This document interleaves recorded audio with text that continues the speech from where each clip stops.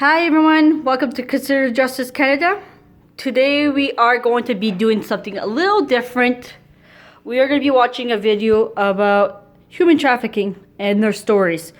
I watched some of them just to make sure that I followed our guidelines and everything. And the first one we're going to be listening to is Rebecca Bender's story about human trafficking and her survivor story.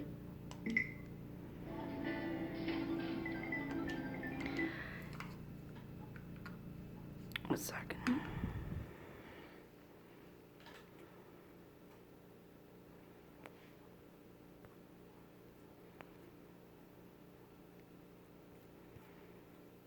Okay.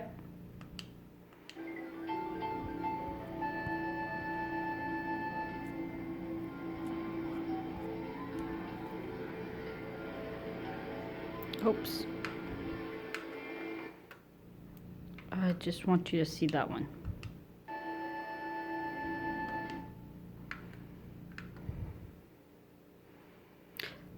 Pimps who lie, coerce, and violently force girls as young as 12 years old into the sex trade.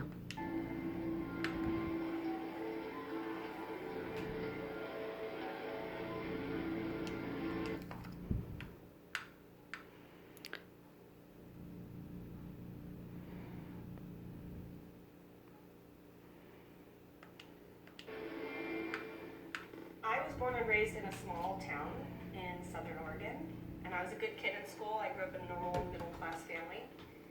I got great grades. I was really active in sports, and I even graduated a year early.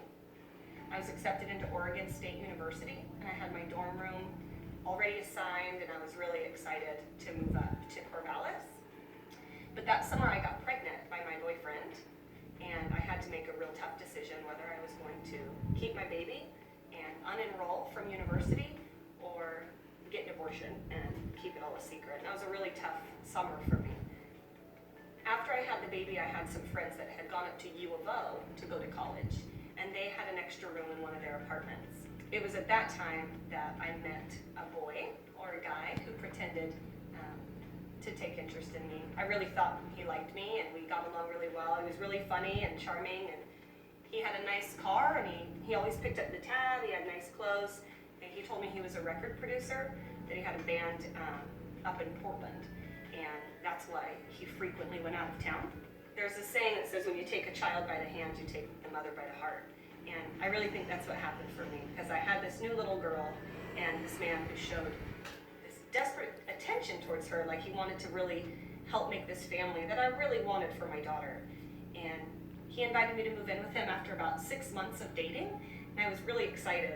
And I brought him down to Southern Oregon to meet my family, and everything seemed fine until we arrived in Las Vegas.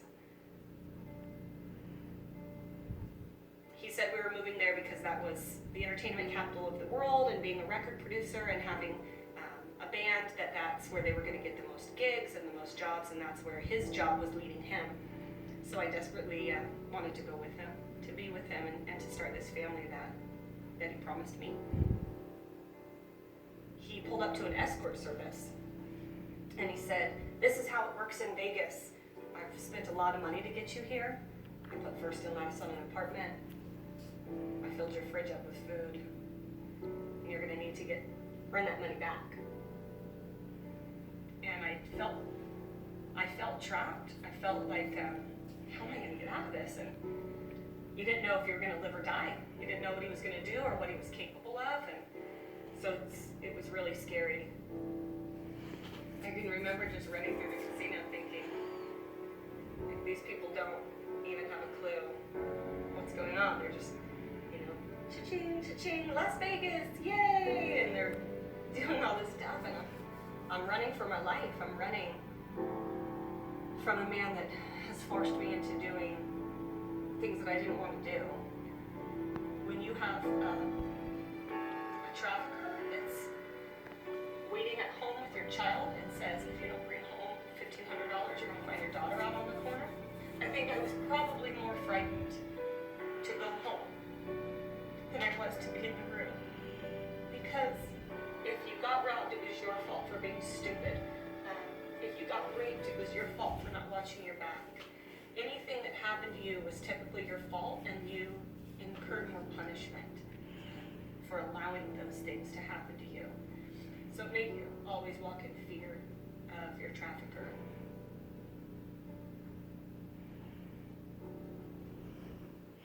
So that's the first story about a victim that had to deal with human trafficking. This is the second person. Her name is Jaden, and this is her story. I'm going just to rewind back because I listened to it, and the saddest story ever. So this commercial sexual exploitation, I want you guys to read that and really read it. And it's very sick. 99 billion in illegal profits every year. Can you imagine that? Prostituting someone and they get 99 billions for this dirtiness.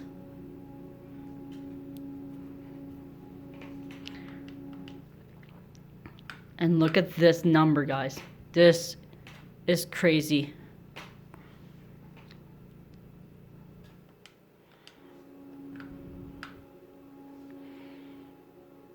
Right in our own backyard. It was pretty rough growing up. My mom was addicted to meth when I was a kid. My mom ended up getting cancer, and she passed away in 2010. And I lived with my stepdad for the time being.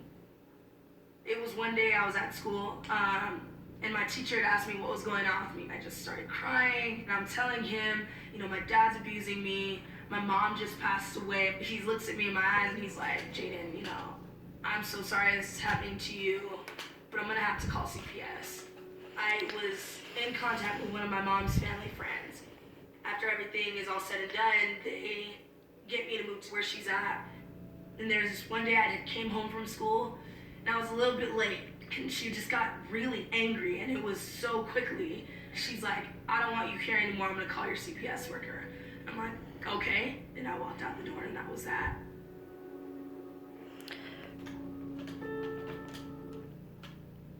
Okay. Just gonna get you guys to read that. Sorry. Nope. I went to my school. Oops. It's a little touchy. And I walked out the door and that was that. There I go.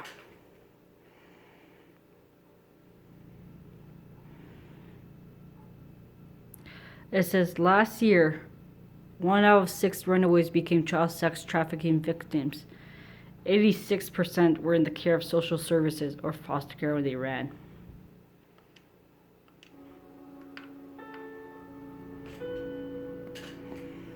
I went to my school and I slept outside of my school for a few days. This girl had came up to me and approached me and said, if you need somewhere to stay, you can come stay with me and my boyfriend.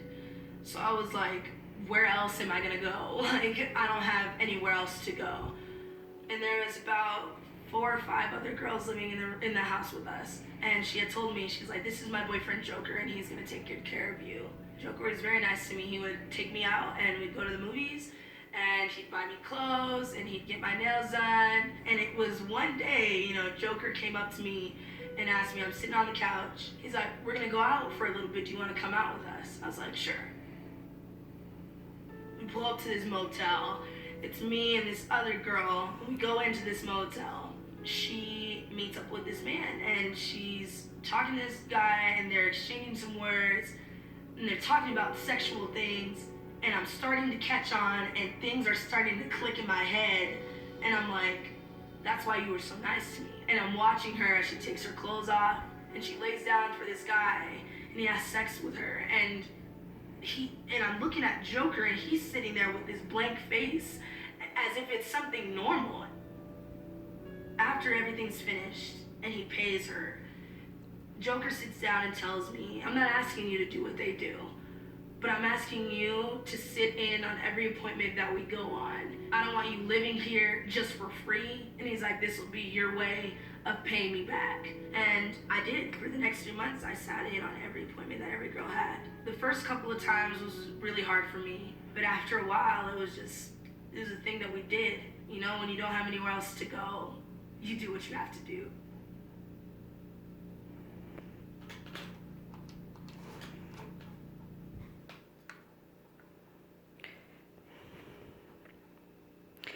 Jaden continued to witness the trafficking cells,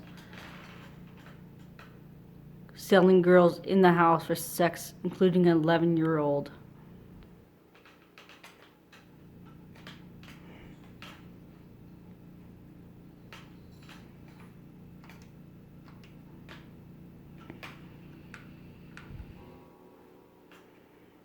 We were going to this appointment, and Joker took me and one of my closest friends at the time.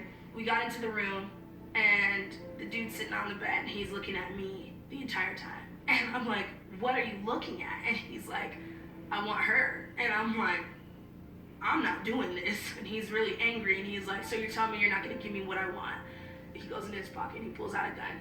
I'm sitting there crying on the floor. He tells me that I'm gonna do this thing to him, and I'm like, I guess I am. I'm like, I'm about to. It probably was maybe 3 minutes later when Joker comes in and he tells us to get out. Joker comes back out into the car and he looks at me and he says, I hope you really didn't expect to live here and not do anything for us. I'm still crying because this man was holding a gun to my head not too long ago. And in my head, I'm going through all these different scenarios of how my life could play out. I'm playing back all these girls of what they said, you know, you're not gonna be able to do this sober. So I'm gonna be a drug addict just like my mother. I love my mom, I really did. And I saw her struggles, and I saw the way that men treated my mom, and I told myself that was it. But I didn't have anywhere else to go.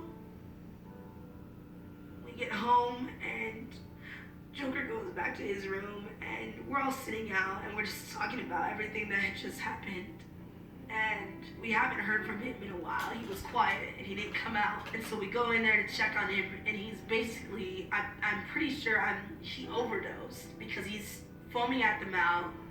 I'm thinking it's fight or flight. So I left, and I slept on the streets again for a couple days.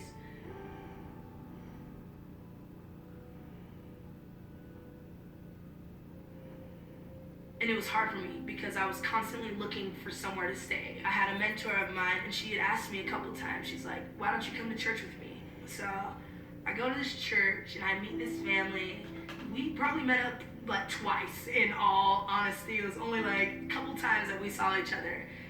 And they had told me that they were interested in adopting me, and it was a lot of disbelief because of all the things that I had went through.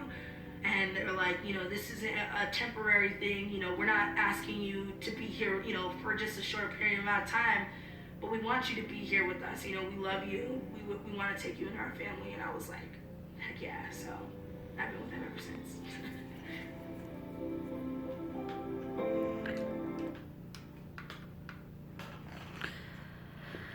Jean Honsaker, the Exodus Road VP of Advancement, and her husband Bill adopted Jaden in 2016.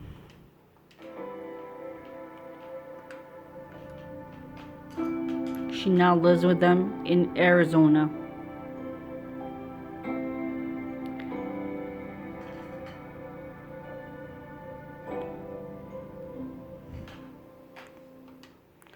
So we're just gonna look up two more stories that I really want you guys to really see. A few months after my 17th birthday, I found myself trying to survive on the streets. This is my story. When I was a kid, I dreamed of being like prom queen or, I don't know, cheerleading captain, girly little things, you know. I just wanted to be loved. I wanted to be picked by the cute boy that you have a crush on. I just wanted to be special to somebody else. Trafficking victims, they can come from any walk of life. I don't care if they came from a really nurturing home with, like, you know, great mom and dad, real good support system. Any girl can be trafficked if she feels like she's got something missing on the inside. When I met my trafficker, he promised me that we were going to be taken care of. that I would always have food, I would always have a place to sleep. He was gonna love me, I had a home, you know, like we were a family. It made it all seem like a dream come true, you know. He wasn't loving, it wasn't what I thought it was gonna be between him and me. He started beating me. He used to promise that I would never have to walk the track, and I started walking the track, I started going to truck stops. He told me what to wear, how to dress, how to do my hair. He had complete control over everything. It was pretty much just whatever he said, I did.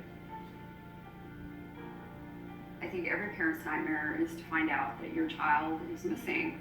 Through all of this, I found out about Backpage.com, which, you know, I wasn't familiar with, and that's actually what led me to finding her, was seeing her on her ad, and calling one of my friends who works with finding missing people. He was able to coordinate with the PD and ultimately, you know, do the initial bust. My mom saw my Backpage ad. It was just mind blowing. And I was like, my mom turned in my Backpage ad, Mom. They were like, yeah, she tipped us off. My mom was doing for me what I couldn't do for myself. She knew I would never leave that man. Looking back, it was the best thing that ever happened, because I would still be down in those streets.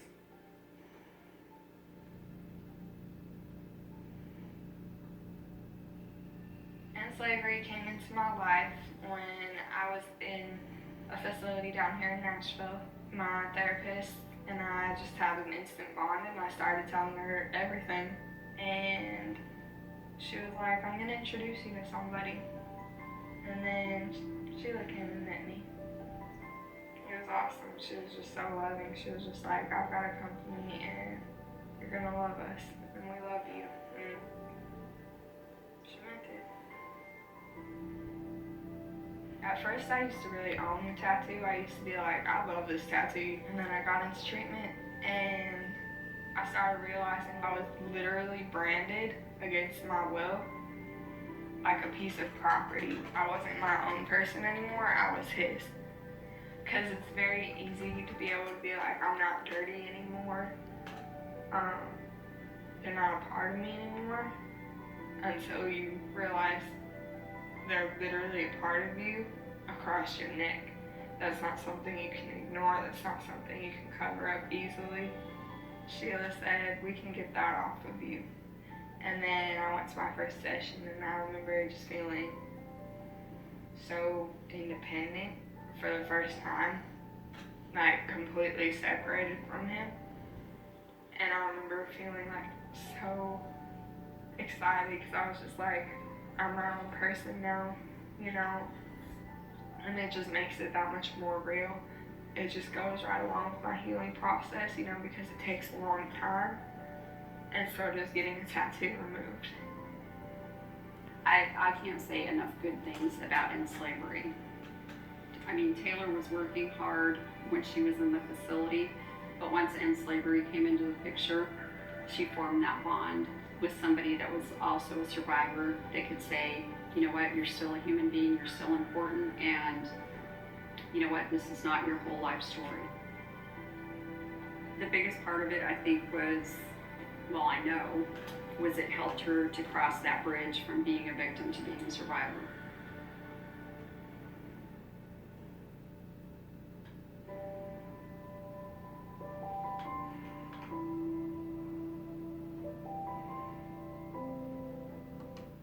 So last one will be her. I want to show you her. It's because of her family.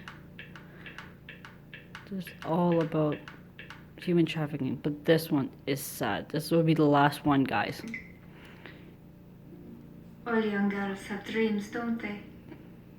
I worked hard at school so that when I grew up, I could get a good job and help my parents. Buy them all the things they never had, the things they needed. And I could have a different life. A better life. Yes, everything is fine. Yes, a job. I'll send you some money soon. Tell Papa not to worry. Where do I live? Oh, it's a nice flat. I share with some other girls. Things were hard at home, but we had neighbors whose children were sending money back from England. So when someone my uncle knew said he could help get me in an office or a restaurant, my parents said yes. Of course, there was a price. They had to borrow the money. Yes, I'm getting help with my English. Yes, everyone is very friendly. There were 12 of us in a van. For 2 or maybe 3 days. We ran out of water long before we stopped. There was a baby crying. And they said to the mother, "We throw you both in the sea." I just prayed for it to be over. No, no boyfriends, no time for that. They said, "Your parents owe us a lot of money, and you work hard to pay it back. If you don't, we will kill them." They take my passport. And then it started. 12, 15 men every day. Yes. Yes, I'm kept very busy. I got ill, but still, always the men, they come. Then one day they are moving, 3 of us in a van, and it broke down. They are walking us along the street, and I just ran. They caught me, but I fell to the ground and I started screaming. And people came to help.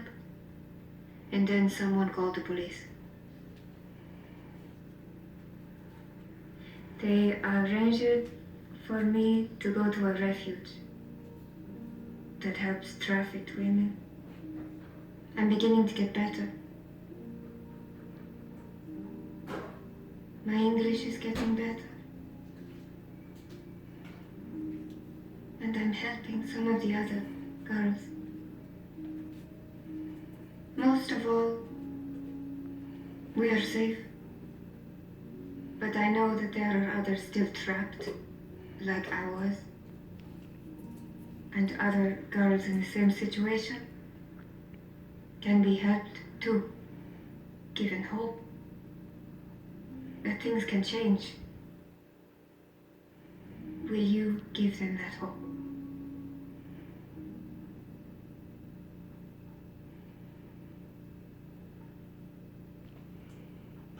So those are the 3 videos of the survivors of human trafficking. I hope it opened your eyes. I hope it helped light the path to them. And this is the reason why we changed it to Consider Justice Canada/US, because most of our girls from Canada, or transgenders, I found out it's transgenders, boys, girls, it doesn't matter, LGBTQs, we're all being trafficked. And this is why we're changing it to US, because we could be transported to US, we could be transported to Europe, we could be transported to everywhere in the world, wherever the business is. So we will be opening doors more to the US also for missing, cold cases, homicide, human trafficking. It'll be all over US also, and Canada. So I hope you guys like this little seminar. Just to show you guys the survivors, they're like, they're human. And even if you look at them in the street, or we see them at the strip club, we shouldn't look at them like that way. We should look at them as victims, because they're not placed there if willingly. Sometimes they are forced to be at the strip clubs. Sometimes they're forced to be on the street. So let's look at them as victims, and let's try and help them come back to their families. Like I said, I put that page up. You could go and look at those girls. If you know anybody, contact their family, contact their loved ones, and tell them about that they're on this channel, on this little website. I think it's Leo List, it's called. So go and check it out. Go and check if it's your friends. It doesn't matter if it's your friend, your neighbor, your school friends. Go and check it out and try and help them, because we need to help them.